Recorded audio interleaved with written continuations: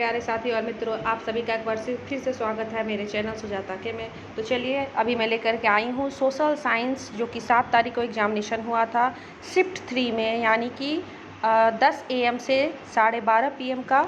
तो उसका जो है वो आंसर शीट अभी आप लोगों के सामने है। आप लोग अपने आंसर को चेक कर लीजिए, मिला लीजिए और देख लीजिए कि आपने कितना सही स्कोरिंग किया है। तो चलिए हम लोग शुरुआत करते हैं। पहला प्रश्न है हमारा, वास्को डी गामा कहाँ का यात्री था? तो इसका सही जवाब है पुर्तगाल का। दूसरा क्वेश्चन है कि यूरोपवासियों ने दिशा सूचक यंत्र का ज्ञान किससे सीखा? तो इसका आंसर होगा अरबों से। इंग्लैंड में स्टाम्प एक्ट वर्ष किस वर्ष पारित हुआ था? तो यह है 1765 ईस्वी में। अमेरिका स्वतंत्रता संग्राम में अंग्रेजों का सेनापति कौन था? तो लॉर्ड कॉर्नवालिस। फ्रांस में स्वतंत्रता दिवस कब मनाया जाता है? तो 14 जुलाई को। प्रथम स्टेट में कौन आते हैं? तो इसका आंसर होगा पादरी। मीन कैम्प किसकी रचना है? तो इसका आंसर होगा हिटलर। नाजीवाद किस सिद्धांत का विरोधी था? इसका आंसर होगा समाजवाद। द्वितीय विश्व में पहला आइटम बम कहाँ गिराया गया था? तो हिरोशिमा पर। रूस जापान युद्ध कब हुआ था? तो 1905 में। प्रथम विश्व युद्ध कितने वर्षों तक चला? तो 4 वर्ष। बिरसा मुंडा ने ईसाई मिशनरियों पर कब हमला किया? तो 24 दिसंबर 1889। अंगूर की खेती को क्या कहा जाता है? तो अंगूरा उत्पादन। डैश को धान के रूप में भी जानते हैं? तो चावल। निम्नलिखित में से कौन सा देश चावल का प्रमुख उत्पादक है? तो इसका आंसर होगा चीन। निम्नलिखित में से कौन सा देश आमतौर पर वाणिज्यिक कृषि का अभ्यास करता है? तो इसका सही आंसर होगा USA। इससे विकसित होने में लगभग 1 वर्ष लगता है। किसे? तो इसका आंसर होगा गन्ना। रेशम के धागों के उत्पादन के लिए रेशम के कीड़े का पालन के रूप में जाना जाता है रेशम उत्पादन। निम्नलिखित में से कौन कृषि की एक प्रणाली का वर्णन करता है जहां एक बड़े क्षेत्र में ही फसल उगाई जाती है? तो इसका सही आंसर होगा वृक्षारोपण। यूएनओ को किस वर्ष नोबेल शांति पुरस्कार से सम्मानित किया गया था? तो इसका सही आंसर होगा 2001। संयुक्त राष्ट्र महासचिव संयुक्त राष्ट्र संगठन के किस परिषद अंग के प्रमुख है? इसका सही आंसर होगा सचिवालय। राष्ट्र संघ के विचार के लिए कौन कौन से अमेरिकी राष्ट्रपति जिम्मेदार थे? तो इसका सही आंसर होगा वुड्रो विल्सन। चार्टर सदस्यों के अलावा कितने अन्य राष्ट्र संघ के सदस्य बने? तो इसका सही आंसर होगा 21। रॉलेट कानून किस उद्देश्य से बनाया गया था? तो इसका सही जवाब होगा क्रांतिकारी गतिविधियों पर अंकुश लगाने के लिए। जलियांवाला बाग के हत्याकांड की जांच के लिए सरकार ने किस समिति का गठन किया था? तो इसका सही आंसर होगा हंटर समिति। अखिल भारतीय किसान सभा का गठन कब हुआ था? तो 1936 में। और कहाँ हुआ था? तो लखनऊ में। औद्योगिक क्रांति का क्या अर्थ है? तो उत्पादन प्रणाली में परिवर्तन। लंदन में विश्व की पहली भूमिगत रेल का आरंभ कब हुआ? तो सही जवाब होगा 10 जनवरी 1863। अब है, पटना का पुराना नाम क्या था? तो पाटलिपुत्र भी, कुसुम सार भी और आजिमाबाद भी, यानी उपयुक्त तीनों। विश्वव्यापी आर्थिक संकट किस वर्ष आरंभ हुआ? तो 1929 में। प्रथम विश्व युद्ध की समाप्ति के बाद किस यूरोपीय की अर्थव्यवस्था को पुनर्जीवित करने का प्रयास किया गया था? तो सही जवाब होगा अमेरिका। सार्क का मुख्यालय कहाँ पे है? तो काठमांडू में। भारत में पहला छापाखाना किन लोगों ने लगाया? तो पुर्तगालियों ने। भारत की स्थलीय सीमा कितने देशों को छूती है? तो 7। निम्नलिखित में से कौन सा सार्क का सदस्य नहीं है? तो होगा चीन। गिलगिट गॉर्ज किस नदी पर है? तो सिंधु। सामर झील कहाँ पे है? तो राजस्थान। निम्नलिखित में से कौन भ्रंश घाटी से होकर बहने वाली नदी है? तो इसका सही जवाब होगा नर्मदा। निम्नलिखित में से कौन सा वृक्ष उष्णकटिबंधीय सदाबहार वन से संबंधित नहीं है? तो इसका सही आंसर होगा गहतक। निम्नलिखित में से भारत के किस राज्य में कुल उत्पादन का सबसे कम प्रतिशत वन क्षेत्र है? तो इसका सही जवाब होगा हरियाणा। जंगली बकरी आइबक्स किस प्रकार के वन में पाई जाती है? तो इसका सही जवाब होगा पर्वतीय वन। किस देश का जनसंख्या घनत्व भारत से अधिक है? तो इसका सही जवाब होगा बांग्लादेश। दिए गए भारत के किस राज्य में न्यूनतम जनसंख्या घनत्व है? तो इसका सही जवाब होगा अरुणाचल प्रदेश। श्रीलंका की सबसे ऊंची पर्वत चोटी कौन सी है? तो इसका सही जवाब होगा पितुर ताल गाला। निम्नलिखित में से कौन सा राज्य बांग्लादेश को नहीं छूता है? तो इसका सही जवाब होगा मणिपुर। माउंट एवरेस्ट की ऊंचाई कितनी है? तो इसका सही जवाब होगा 8848। मापनी में हर वक्त क्या रहता है? तो इसका सही जवाब होगा धरातल की दूरी। निम्न में से किस मापनी के द्वारा किलोमीटर और मील दोनों की दूरियों को दर्शाया जा सकता है? तो इसका सही जवाब होगा तुलनात्मक मापनी। एक प्रतिनिधि भिन्न में अंश हमेशा क्या होता है? तो सही जवाब होगा 1। उत्पत्ति के आधार पर संसाधनों को जैविक और अजैविक के रूप में वर्गीकृत किया जाता है।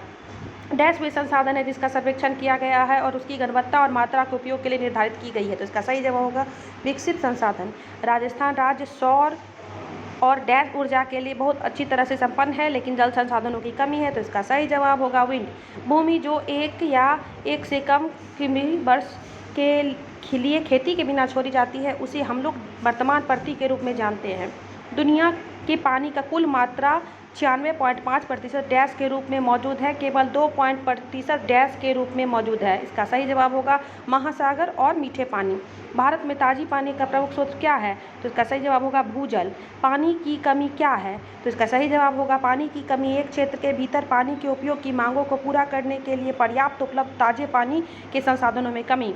खनिजों को संरक्षित करने की आवश्यकता है क्योंकि वे, इसका सही जवाब है 1 और 2, 3 और 4, यानी इसमें कह रहा है, इस आंसर में जो है वो दोनों दिया हुआ है। आगे देखिए, नहीं सॉरी, इसका आंसर जो है वो दिया हुआ एक राइट आंसर है 2 और 3, यानी कि इसका जो सही जवाब हो जाएगा वो कौन सा होगा, 2 नंबर, यानी कि वो तेजी से घट रहे हैं और देश के औद्योगिक विकास के लिए इनकी आवश्यकता होती है। चलिए अगला है, निम्नलिखित में से कौन सा राज्य लौह अयस्क का प्रमुख उत्पादक है, तो इसका हो जाएगा कर्नाटक। वन संरक्षण एवं प्रबंधन की दृष्टि से वनों को वर्गीकृत किया गया है, तो इसका सही जवाब होगा 4 वर्गों में। मैंग्रोव का सबसे अधिक विस्तार कहाँ पर है, तो सुंदरबन में। भारत का राष्ट्रीय पक्षी क्या है, तो मोर। बाघ परियोजना कब शुरू हुई, तो 1973 में। निम्नलिखित में से कौन उद्योग कृषि पर आधारित नहीं है, तो सही जवाब होगा सीमेंट। हुगली औद्योगिक प्रदेश का केंद्र है, तो इसका सही जवाब होगा कोलकाता, हावड़ा।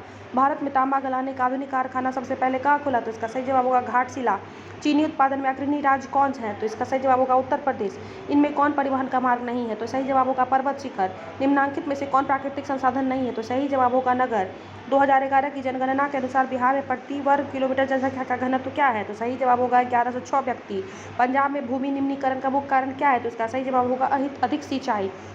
बिहार में अतिजल दोहन किस तत्व का संकेतन बढ़ा है, तो इसका सही जवाब होगा आर्सेनिक। भारत में कुल भौगोलिक क्षेत्रफल का कितना प्रतिशत भाग वनाच्छादित है, तो इसका सही जवाब होगा 7%। चिली किस महाद्वीप में स्थित है, तो सही जवाब होगा दक्षिण अमेरिका। दलितों से अलग कर महादलित किस प्रदेश में किया गया है, तो सही जवाब होगा बिहार। यंग इंडिया किसकी पत्रिका है, तो महात्मा गांधी।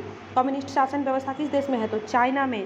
भारत में संप्रभु कौन है, तो जनता। मतदाता की आयु 18 वर्ष। भारतीय संविधान में मौलिक अधिकार किस देश से लिया गया है, तो सही जवाब है अमेरिका। पूरे विश्व में किस देश का सबसे बड़ा लिखित संविधान है, तो भारत। भारतीय संविधान में कितनी अनुसूची है, 395। भारत में निर्वाचन क्षेत्र बांटा गया है, तो जनसंख्या के आधार पर। मतदाता सूची का परीक्षण कितने वर्षों में होता है, सही जवाब है 5 वर्ष। भारत के प्रथम चुनाव आयुक्त कौन थे, तो सुकुमार सेन। स्थानीय निकाय चुनावों में महिलाओं को 50% सीट आरक्षित करने वाला भारत का पहला राज्य कौन है, तो सही जवाब होगा बिहार। सर्वोच्च न्यायालय में न्यायाधीशों की कुल स्वीकृत संख्या कितनी है, तो सही जवाब होगा 34। लोकसभा में बहुमत दल का नेता कौन है, तो प्रधानमंत्री। प्राथमिक शिक्षा के मौलिक अधिकार को संविधान में कब जगह दी गई, तो 2002 में। इनमें से किस देश को सामाजिक विभेद का कारण विखंडन का सामना करना पड़ा, तो यूगोस्लाविया। इंग्लैंड में महिलाओं को वयस्क मताधिकार कब प्राप्त हुआ, 1928 में। इनमें से कौन लोकतंत्र को मजबूती प्रदान नहीं करता, तो विविधताओं में सामंजस्य का अभाव और संघर्ष। भारतीय संविधान का 73वां संशोधन अधिनियम निम्नलिखित में से किससे संबंधित है, तो इसका सही जवाब होगा पंचायती राज। चिपको आंदोलन का प्रारंभ किस राज्य से हुआ, उत्तराखंड से। अब है, निम्नलिखित में से कौन सा कार्य राजनीतिक दल का नहीं है, तो सामाजिक आर्थिक आंदोलनों को भड़काना। सूचना के अधिकार नियम को भारत में कब लागू किया गया, तो 12 अक्टूबर 2005। निर्वाचक और राजनीतिक दलों के लिए आचार संहिता का निर्माण, उसकी घोषणा कौन करता है, तो निर्वाचन आयोग। लोकतांत्रिक शासन व्यवस्था के संदर्भ में कौन सा कथन सही है, तो निर्णय लेने में देर परंतु सही निर्णय लेने की संभावना। किस आधार पर लोकतंत्र को सर्वोत्तम साधन कहते हैं, तो इसका आंसर होगा राजनीतिक चेतना का अभाव। गरिमापूर्ण जीवन व्यतीत करने का अधिक अवसर किस शासन में रहा है, तो लोकतंत्र में। भारत में निष्पक्ष निर्वाचन की प्रक्रिया के संचालन का दायित्व किस पर है, तो निर्वाचन आयोग में। शिक्षण के स्तंभ हैं, तो पाठ्यक्रम, अनुदेश, आकलन, यानी सभी। शिक्षण का परिणाम क्या है, तो व्यवहार में परिवर्तन। 5E मॉडल किस पर आधारित है, तो शिक्षण के रचनावाद सिद्धांत पर। विद्यालय में लक्ष्य और उद्देश्य का क्या महत्व है, तो विषय वस्तु की पहचान के लिए। ब्लूम की व्यवस्था, तो इसका सही जवाब होगा वर्गीकरण व्यवस्था है। कर के सीखों के प्रतिपादक कौन थे, तो इसका सही जवाब होगा डीवी। निगमन विधि की खामी क्या है, तो उपरोक्त सभी।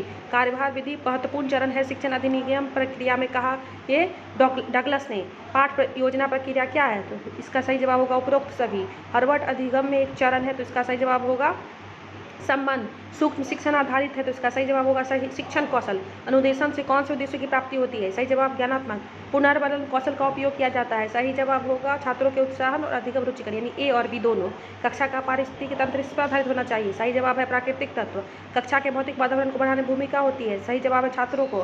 पाठ्य पुस्तक का महत्व